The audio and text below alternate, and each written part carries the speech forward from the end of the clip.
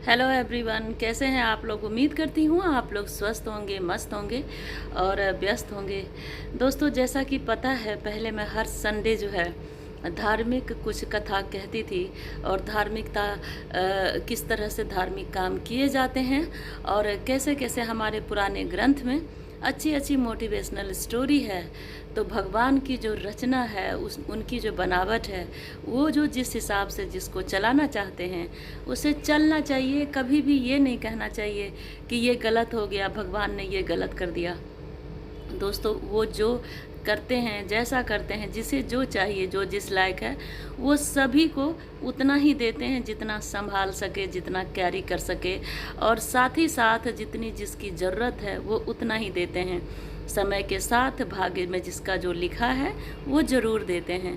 तो इसी पे दोस्तों आज की कहानी जो है, एक राज्य में एक राजा हैं थे और उसके सेनापति बहुत ही पूजा पाठ वाला और बहुत ही भगवान को मानने वाला आदमी था।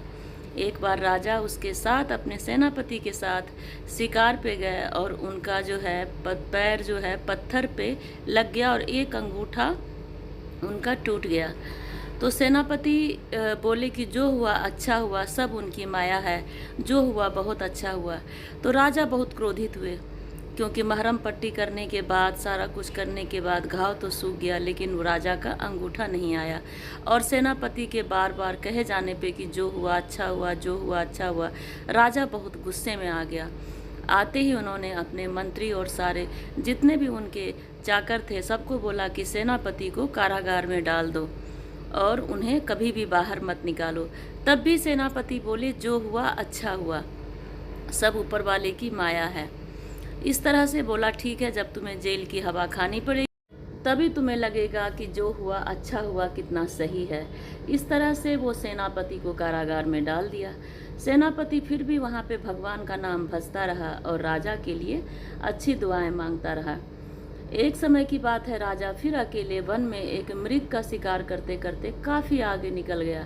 निकलने के बाद एक भील समुदाय के आदमी जो हैं इनको पकड़ लिया, और चूँकि वो मृग जो है वो उन्हीं का था। राजा को भील समुदाय के लोग पकड़ के ले गए। वहाँ पे देखा कि उनके जो देवता हैं उनको बलि चढ़ाने की तैयारी चल रही है। किसी इंसान की बलि देना उनके पूजा पाठ में था, उनके धार्मिक कार्य में था। तो राजा वहाँ का जो ढोल ताशे और पूजा पाठ का सामान देख के और माता को बलि चढ़ाने की तैयारी देख के वो समझ गया कि आज तो वो गया। धीरे धीरे धीरे धीरे उससे समय बीतता गया। शाम के प्रहर में नहला धुला के राजा को जब लाया गया बलि प्रदान करने के लिए, तो उनका जो पंडित था ऊपर से नीचे राजा को देखा और उनके पैर अंगूठे गायब थे। उन्होंने बोला, इसकी बलि नहीं हो सकती क्योंकि ये खंडित है। किसी भी देवी देवता को अखंड रूप से कोई मिले तभी उसी की बलिदान मानी जाती है, पूजा अच्छी मानी जाएगी। उनके समुदाय में, भील समुदाय में, ऐसा उनके पंडित ने कहा। तो सारे लोग आश्चर्य से देखने लगे राजा को। तो सच में राजा का अंगूठा नहीं था। तो राजा को छोड़ दिया। राजा वहाँ से जान बचाते हुए भागते भागते और उस सेनापति को धन्यवाद देते हुए आ गया अपने राज्य में, और आते ही सबसे पहले सेनापति से मिलने गया और उसको वहाँ से छोड़ दिया। बोला, सेनापति माफ़ कर दो, मैंने तुम्हें कितना अनर्गल बातें कहा, तुम्हें कारागार में डाला, आज तुम्हारी वजह से मैं बच गया। आप ही ने कहा था कि जो होता है अच्छा होता है, सब में ईश्वर की माया सम तुम हमेशा भगवान को याद करते रहे, भगवान का नाम लेते रहे और हमेशा बोलते रहे कि वो जो करते हैं अच्छा करते हैं, उनकी अच्छाई में ही सबकी अच्छाई छुपी होती है। तो अब ये बताओ, मैं तो आज बच गया, लेकिन तुम जो जेल में रहे तो इसमें क्या अच्छाई है। तो सेनापति ने बोला कि महाराज, ये भी भगवान की माया है और जो हुआ बहुत ही अच्छा हुआ, क्योंकि मैं आपके साथ हमेशा रहता हूँ, हमेशा आखेट पे जाता हूँ, हमेशा शिकार पे जाता हूँ। तो अगर आदिवासी भील समुदाय के लोग आपको तो छोड़ देते, लेकिन मेरी बलि चढ़ा देते, चूँकि मैं साबुत हूँ।